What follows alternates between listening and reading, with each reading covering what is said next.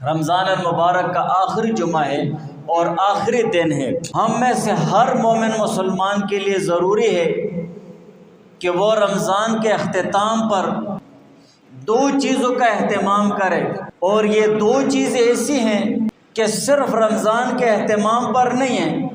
بلکہ زندگی بھر اس کا اہتمام اور اس کی پابندی کرنے کا خود کو خوگر بنانا ہے۔ پہلی چیز ہے اللہ تعالیٰ کا شکر ادا کرنا چاہیے۔ اللہ تعالیٰ کا شکر اس طور پر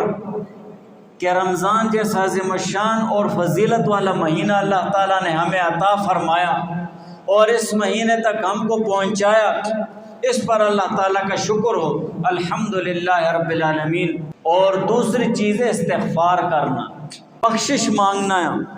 اور استغفار اسی لیے کرنا ہے کہ اللہ تعالیٰ نے ہمیں جو اپنے فضل اور کرم سے جن عبادات کے کرنے کی توفیق عطا فرمائی ہے، تو ان عبادتوں کو سر انجام دینے میں اور ان عبادتوں کو کرنے میں نہ جانے ہم سے کتنی کوتاہیاں ہوئی ہوں گی، کتنی کمیاں ہوئی ہوں گی۔ تو ان کمی اور کوتاہیوں کو ختم کرنے پر اللہ تعالیٰ کے ہاں توبہ اور استغفار کرنا ہوگا کہ یا اللہ تو نے مجھے روزے جیسے عظیم الشان نیک اور صالح عمل کرنے کی توفیق عطا فرمائی ہے، یا اللہ اس میں یہ کوتاہیاں مجھ سے ہوئی ہیں یا کوئی بھی کوتاہیاں ہوئی ہوں، اس پر میں توبہ اور استغفار کرتا ہوں۔